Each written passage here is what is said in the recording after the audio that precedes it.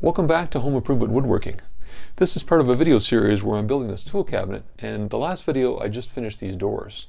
I'm now at the stage where I can apply the finish, and I really enjoy this process because you can see the transformation of it. I'm using boiled linseed oil, and using this adds a richness to the wood. To give you a preview, here is cherry without any finish on it, and here it is with the linseed oil. It really makes a dramatic difference. So putting this on, I'm sure you're going to enjoy watching that. I'm also going to install the hinges here and mount the cabinet on the wall so you can see what this cabinet is finally going to look like. Our videos show you how to add value and character to your home. This is the centerpiece of the room, so it really needs to visually work. Learn how to get quality results that you'll be proud of. Welcome to Home Improvement Woodworking. Applying an oil finish is fairly straightforward. It's a matter of rubbing it on with a rag and then letting it sit for about 20 minutes and wiping it off. But you need to make sure you're doing the proper prep work before you do that. You need to make sure that you sanded everything down with 220. I've rounded the corners so it not only looks good, but it also feels good. Part of finishing is about the feel, not just the look. The other part in prepping is I've vacuumed all of these off with a brush and a shop vac, and I'm using a tack cloth to get any remaining dust. A shop vac might seem like it has a lot of suction, but it doesn't have enough to get all that fine particulate off, and that's why you need a tack cloth. And it's just a matter of putting the oil into a container and working out of the container, not the original container itself, to make sure you're not contaminating it. And of course, gloves, making sure that you're protecting your body by not having that oil and chemicals absorb into your skin. So let's get to it. Here you can see the difference between, I wiped down the two doors and I folded this 4 different times. There's different layers to it. You can see the color difference between this and the original. So this is a brand new tack cloth. This is the used one. So it does take off a fair bit of dust. I've watched a number of videos where people are putting finishes on, and I really enjoy it. I think a lot of people do. It really transforms the look of the wood. So I'm going to have a little fun with my editing style, and hope you enjoy this.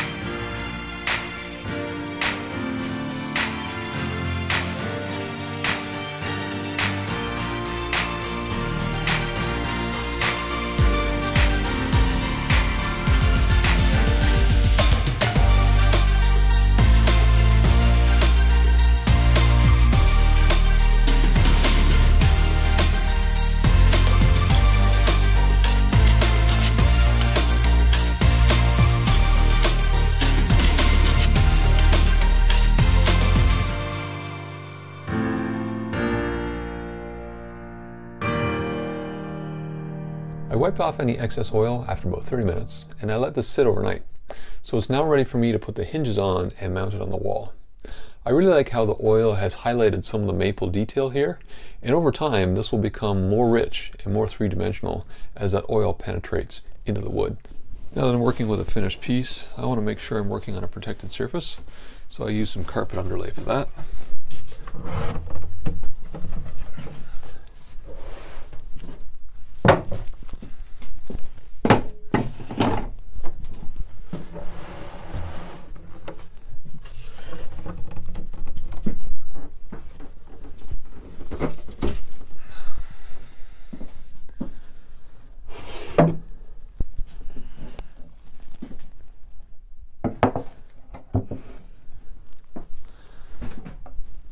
I've been debating for a long time about the hinges to use on this project. I originally bought brass piano hinge, and this is a great hinge because it can carry a lot of load, lots of screws in it. But there are two reasons I decided not to use this. One is my cabinet is built out of plywood, and the way I install this, the screws on one side would be going into the edge of plywood, which is not strong. The other is I'm going to have this cabinet open 99% of the time, and I didn't really want to be staring at all these screws and the piano hinges. So I decided to go to Lee Valley Tools and see what I could find, and I found some decorative steel hinges, and these are applied to the outside of the cabinet.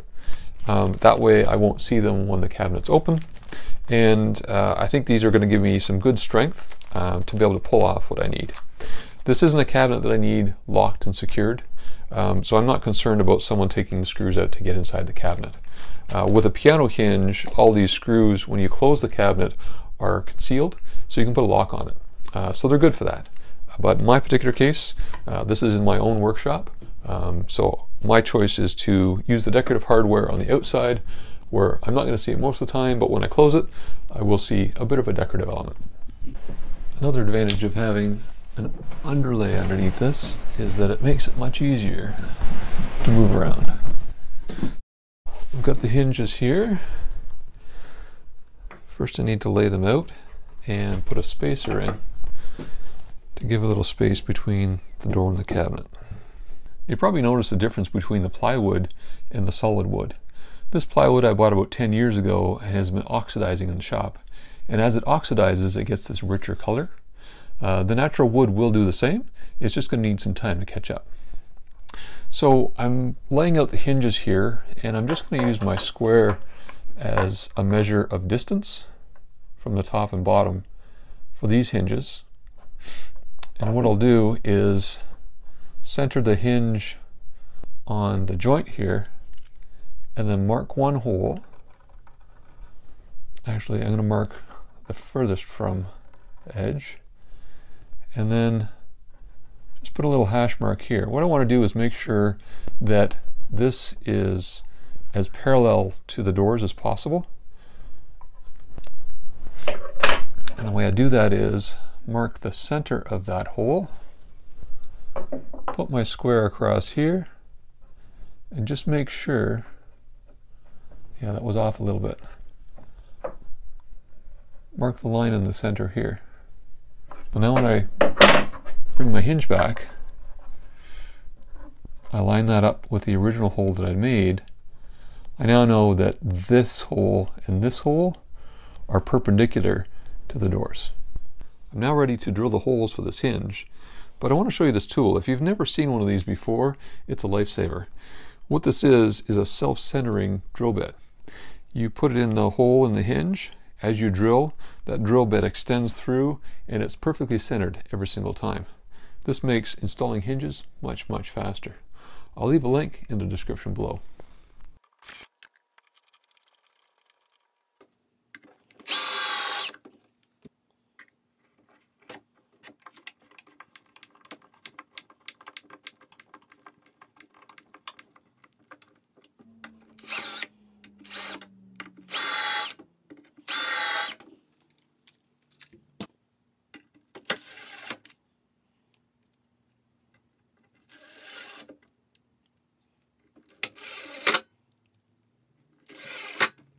For the center hinge location, all I need to do is get half the distance of the full cabinet. So my full cabinet is 40 inches. So I just need to mark my mark here at 20 inches. And then what I'll do is take my square. That'll be the line that I drill the holes on for the center of the hinge. The doors are now on and it's ready to hang. Now before I hang it up, let me tell you about why this is such an important project for me. A lot of skills have gone into my woodworking and have got me to the point where I could build a cabinet like this. So to me, this is a piece that's going to be in my workshop demonstrating the skills that I have. Now I plan on woodworking for a couple more decades. And when I built this tool cabinet, I wanted to build it in a way that it's adjustable, so that as I get more tools over the next few decades, this tool cabinet will house those new tools. So I'm going to be working a lot in the interior in terms of getting these planes inside, chisels, various tools. And I'm going to show you videos on how I build those in a way that's flexible and adaptable, so that over the decades, as I add more tools to this, I can do that easily without having to rebuild this again. So let's get to hanging it up. The first thing I'm going to do is put a ledger board on. If you've never used one of these before, basically it's just screwing a board to the studs below the cabinet where you want it. It makes it much easier to hang such a big cabinet like this. It's just lean it on the ledger board, put it up, and then you can work on adjusting it before putting the screws in. So this is the first step.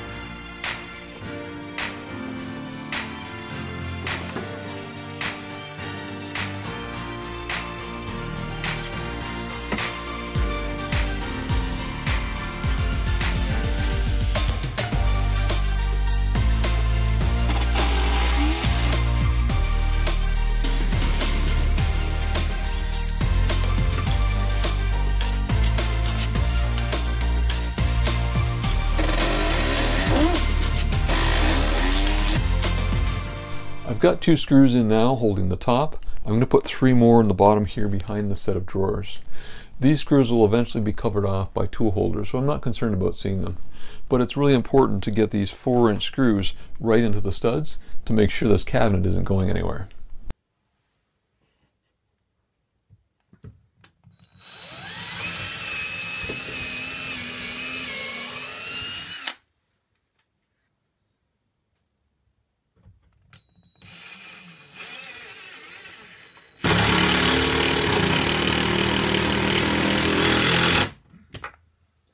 Now here's some irony. I put a screw in here and I couldn't get my Makita set in there. That drill driver set is just too big. So I switched to my Porter cable set and I could get in this one opening to put the screw in. But I can't get it in here. So the only way I can drill that hole is with the hand tool. So I'm going to be using this brace and bit. This is something I got from my father-in-law before he passed away. And I've got the ability to put a driver in and a drill bit as well. So I've got to do it the old-fashioned way.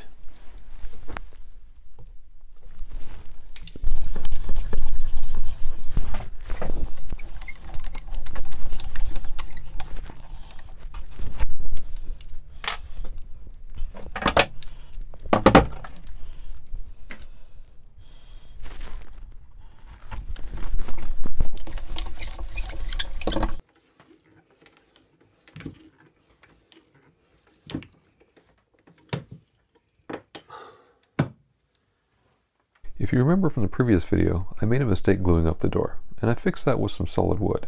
But unfortunately, by putting oil on this, it compounded the issue by showing some dark areas.